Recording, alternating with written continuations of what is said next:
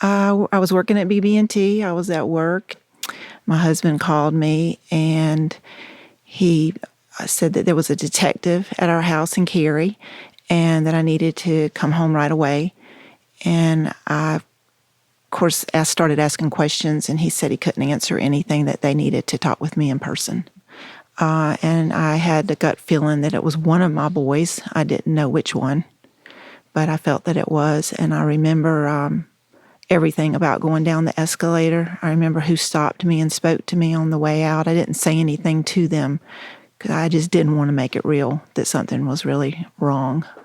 And I remember the whole drive home. Did you talk to anyone on that drive, or were you just alone on that drive? I was alone on the drive, and I did not talk to anybody or call anybody. And what happened when you showed up? The detective was there, and my husband was there, and they were in the living room. And I had a purse, a large purse that my son Stephen had given me on my arm. And he said that he hated to tell me, but that my son Stephen had passed away. And I remember dropping my purse. I remember it made a loud noise, and I had to sit down. I sat down on the couch, and then the detective came and sat down with me and started telling me how sorry he was. He was murdered on January the 26th, 2012, and he was murdered at 6 o'clock in the morning. He was in a hotel room, and the lady that came to clean the room found him around 11. Didn't know until we did the medical examiners, but he had been shot twice. I only knew from the death certificate that he'd been shot once in the shoulder. It was a robbery, and he resisted it, and the fight broke out, and he was shot. And then on the way out, they shot him again in the back. So we believe he died at the scene fairly quickly. How old was he? 24. It was a life changer. I'm not the same person that I was then. Stephen Curtis Hoyle is buried in the cemetery at Enon Baptist Church in Oxford, North Carolina. This is his mother, Frida McDonald. Today on the show, we're speaking with three mothers who are part of a group called Parents of Murdered Children here in Durham, North Carolina. Durham is a small town with a high homicide rate. We followed this group, Parents of Murdered Children, for a long time, hoping that they would speak with us one day. As you might imagine, this is a private group of people, and they felt mistreated by reporters in the past who knock on their doors with cameras, looking for a soundbite. As we got to know them, they explained that it's not that they aren't willing to talk about their kids. It's that people don't really listen. I'm Phoebe Judge. This is Criminal.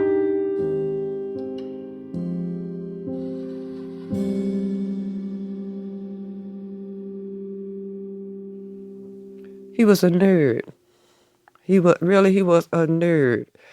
And he was so smart that his teacher wanted to put him up a grade. This is Jocelyn Sims. She raised 4 boys on her own as a single mother, and she's telling us about her oldest son, Ray. But Ray, like other kids, I hate to say it, got older. You know, he got him a job, got 2 jobs. And both of them was way out, not on the bus line, so he bought him a car. Went to sleep coming home off one of the jobs and totaled the car and couldn't get another job. He had no way to get that work. And by then, he had 2 kids by then of his own. So he started selling drugs. Do you remember when you found that out? Were you disappointed to try to... Yes, I was and everything. But he said, Mama, I got to take care of my kids. And and I have to admit, he wasn't these kinds that, you go out there and next time they buying these fancy cars and all this jewelry. He helped me with my bills, took care of his kids, took care of his girlfriend. Were you scared for him? Were you nervous? No, to be honest, I never was. He would be on, this be his block, and somebody else have that block right across from him. He didn't care.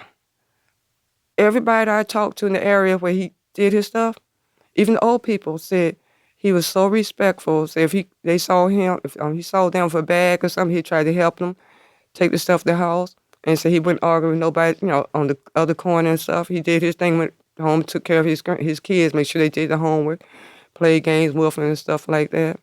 Jocelyn says Ray was at her house constantly, bringing over food or just spending time with her. And because she was the only parent, Ray would wish her a happy Mother's Day and a happy Father's Day. Every Father's Day, he'd call me and say, "Happy Father's Day, Mom, I love you, you're the best." And he should tell me, "No, Mama, no matter what we do as grown-ups, you raised us the best you could to raise 4 sons by yourself." On May 21st, 2005, Jocelyn got a phone call from Ray's girlfriend, who told her that Ray was hurt and she needed to get to the emergency room. So I get to the emergency room, and I go to the desk, and I tell the lady, I say, "Hello, I just got a call about my son, Ray Sims." So she said, "Just take a seat right there, I'll be right back." She went through the 2, they had glass doors then. She went through the doors and came back and sat down at the desk and say nothing to me. So I'm like that, just waiting for somebody to tell me something. I happened to look, and I saw all these policemen through the doors, and still nobody's saying nothing. I'm like, "What's going on, They finally opened the door, and they let me in. And the doctor's standing there looking at me, policemen looking at me, and I'm like, "Where's my son at?" And they still not opening their mouth. They just looking at me like, and I said, Where's my son? And the nurse came down, and she knew Ray. We always lived in the same area. And she turned me around and said, "Miss Sims, I'm so sorry. It's Ray's dead." This is what happened. Earlier that evening, Ray was driving. He was talking to a friend on the phone when someone drove into him. Police believe that it was on purpose. And he told the girl on the phone, he said, "Hold up a minute." He was at a stop sign. He said, "Hold a minute, somebody just ran to the back of me." And he still had the phone in his hand when he got out. And she said she heard him say, "Hey, man, y'all hit my car." And they said, "No, you hit me." And he said, "Well, how can I hit y'all when I'm at a stop sign and y'all behind me?" And then all of a sudden she heard him say, "Oh, shit." And he must have tried to get back in the car and dropped his phone in the car, and it went off. And they shot him. And then he was able to go. He made a turn, and he was able to drive maybe about 2.5 blocks, and his car crashed. What was the funeral like?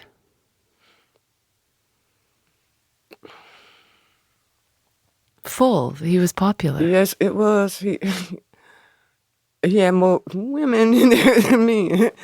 Because he had so many women that loved him. Because even after he died, a friend of his had a child and named her child after him and stuff. But yes, it was full, family and friends. So we had a cookout and celebrate his life, and we had black balloons. And one balloon, when we released the balloons, one got caught in the tree and stayed there until it was over and everybody started leaving. All of a sudden, that balloon just moved and went on.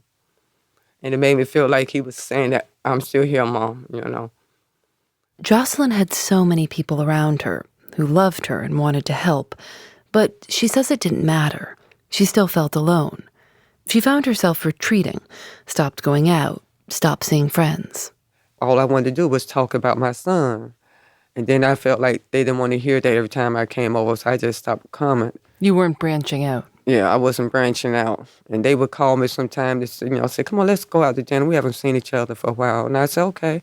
And the day that we supposed to go out to dinner, I found myself calling saying, "No, I can't, I don't want to go." Like I said, when something like that happened, your whole life changed. And people look at you and they say, "Well, you got other kids, you'll be all right." They don't understand. It don't matter how many children you have. I have 4 sons. And I tell people now, I only got 3/4 of a heart because my other 1/4 is gone. And no matter how many kids I got, that can't be refilled.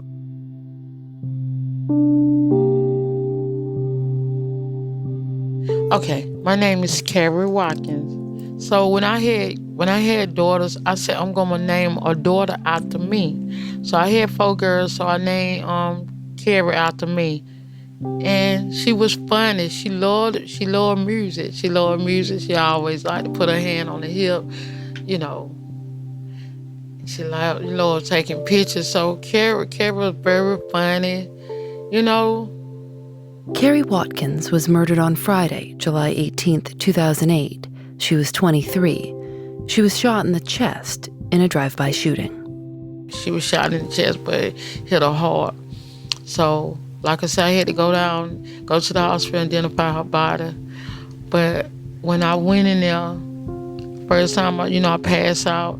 Then they got me back up. Then I laid with her in the bed, and and she had a little bow, and I took it off her hair, and I still got that bow, But that's the worst thing that happened in my life.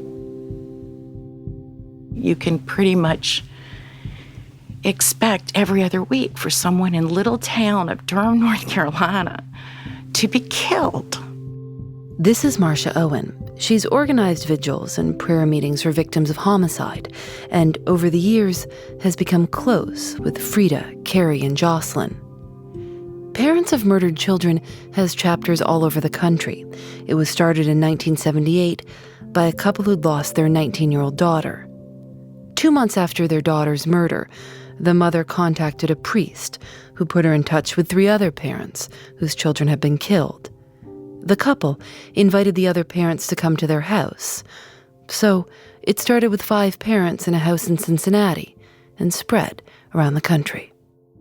It's a reality that should not be on every single level, from every angle you can look at it. It should not exist. It's a reality that should never exist.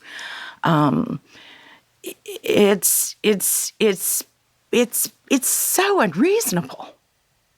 I'm interested in when you meet a new mother, a mother who's recently lost a son to violence. Well, the first thing we do when she comes to the meeting, we sit there by her, close by. Somebody's going to be there beside her so they can hold her hand, And we tell her, if you don't want to say anything, you don't have to say anything, But if you want to, we're here for you anytime. We may talk about something else, and then they may, she may feel like she's ready to talk, and then we get quiet, and we let them. That's their moment. We don't say, "Well, honey, you need to feel this." We don't tell nobody how you need to feel, what you need to say, what you need to do.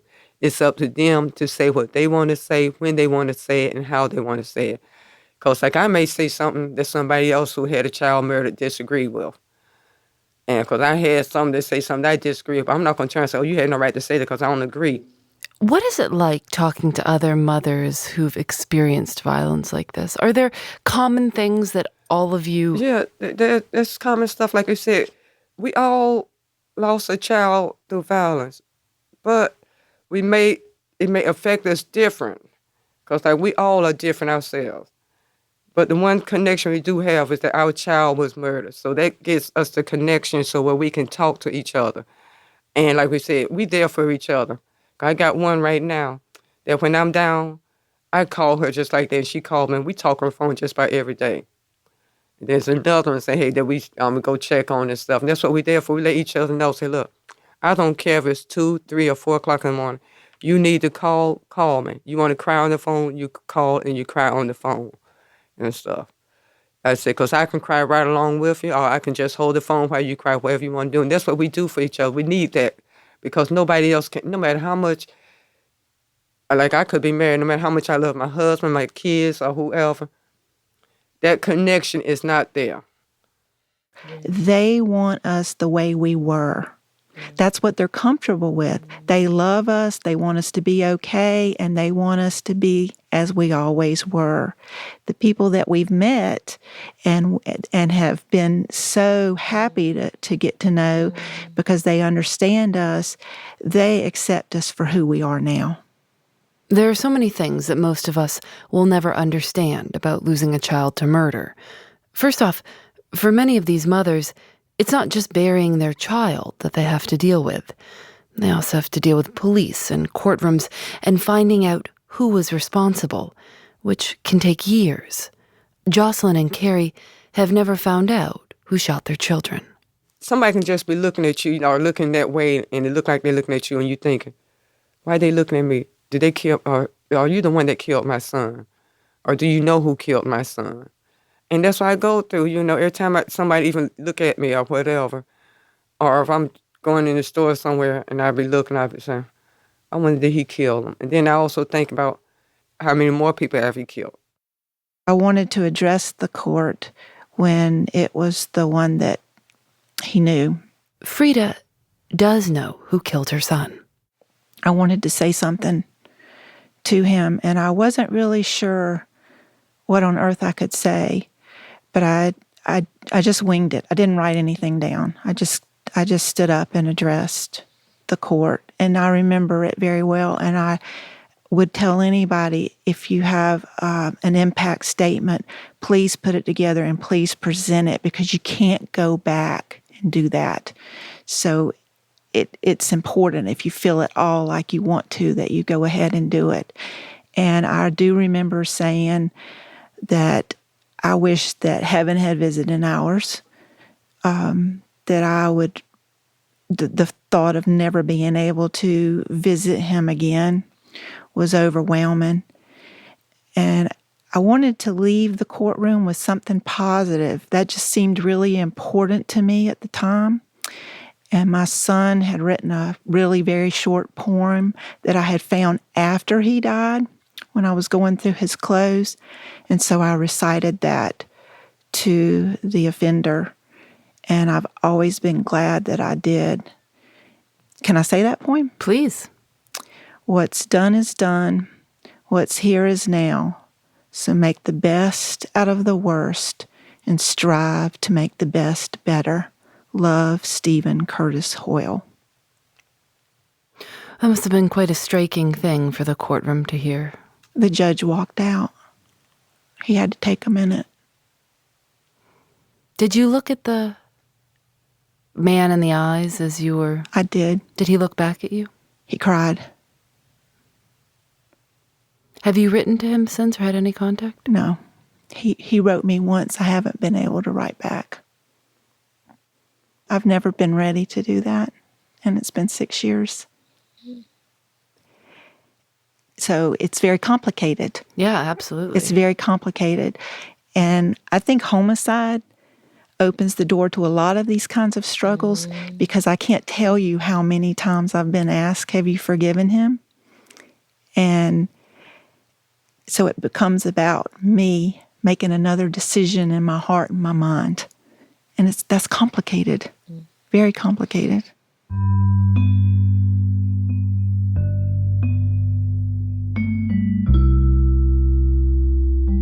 Over the course of our conversations with Frida, Carrie, and Jocelyn, there were certain things that came up again and again that they all deal with all the time and that they're sick of. For one, we're all saying really dumb things.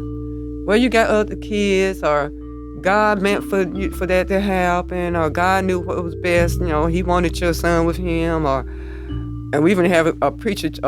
Preacher told him, God don't make mistakes. He needed your son for something else. Like, what? Or even, they turn around and say, well, he must have did something. I mean, for him, for them to shoot him. Was he arguing with them, or just stupid stuff.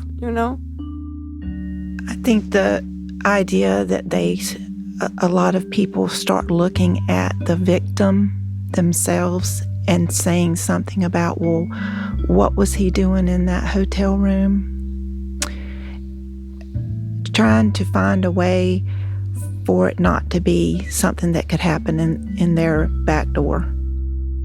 And then main thing they want to do, like you said, first thing you do when somebody's murdered, he had a record, and to make it seem like the victim asked for it because of the lifestyle. Like I tell people, yeah, my son was a drug dealer. He wasn't a killer and stuff. But you got people who rob banks. Just because you rob a bank, that means you're gonna be bad the rest of your life, and stuff. I said, don't judge somebody by their record. I wonder, when you meet new people and they ask if you have children, I'm always surprised that everyone asks, oh, do you have children? Yes. What do you say? They're in heaven. Yeah.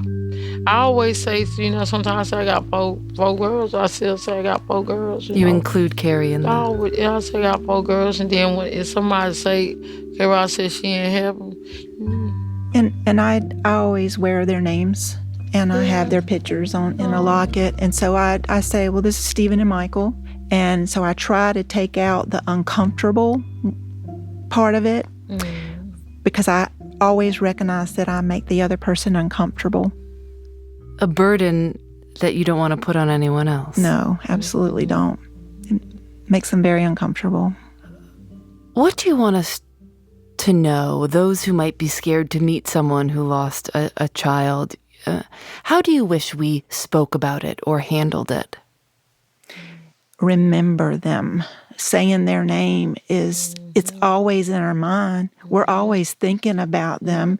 If it's their birthday, if it's the anniversary of their death, if it's when they would have just turned 30, it doesn't matter what the situation is, to see that person and not acknowledge that person that was with them for, in my case, 24 years, that impacted their life. The best gift I ever had was my children.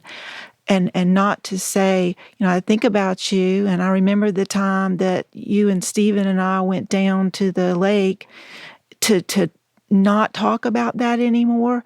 It's like stripping you of the most precious thing, which is your memories. I can see Ray sometime. Somebody can be dressed just like him at a distance, and I still will come out and yell out, Ray. And the only shoes he did wear was Timberlands. He didn't, I don't care what kind of year, how hard it was. He didn't put nothing on his feet but Timberland. He did not wear sneakers or any other kind of shoe. Even at his brother's wedding, he wanted to wear Timberlands. And I had to force him, no, you're going to wear some regular shoes for your brother's wedding.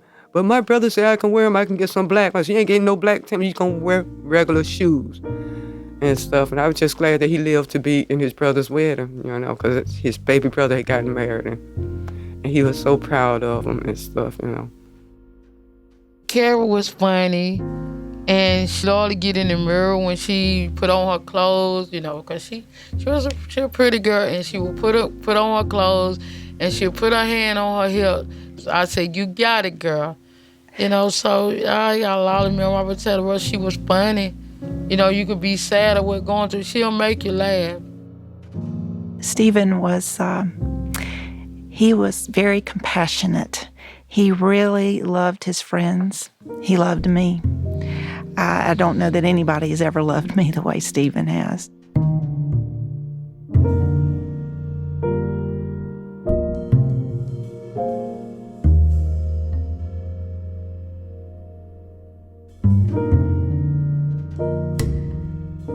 Criminal is produced by Lauren Spohr, Nadia Wilson, and me. Audio mixed by Rob Byers. Our intern is Matilde Urfolino. Julian Alexander makes original illustrations for each episode of Criminal. You can see them at thisiscriminal.com. Special thanks to documentary photographer Justin Cook. We've got his photographs of Jocelyn, Carrie, and Frida on our website. Criminal is recorded in the studios of North Carolina Public Radio, WUNC. We're a proud member of Radiotopia from PRX, a collection of the best podcasts around. Shows like The Truth. I'm thinking of telling you a story. The Truth. It's a short story, and it's funny, but it's also a dangerous story. In the half-light from my computer, I could see his eyes were closed. Tom? He was talking in his sleep. Can you give me something? Like a sign or a miracle? It is done. Check beneath your seat. Ew, a used Band-Aid? Hello. What the hell? Good afternoon. Nice to meet you. A talking Band-Aid? It's a miracle. I'm not a creep. I'm really not. I value privacy. I voted for Edward Snowden. I love your writing. I love your whole jumpsuit vibe. I love your awkward but on purpose hair. Oh, that's on accident.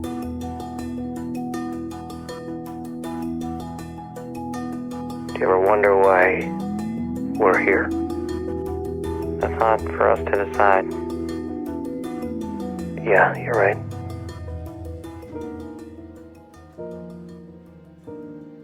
Go listen. Special thanks to AdZerk for providing their ad-serving platform to Radiotopia. I'm Phoebe Judge. This is Criminal.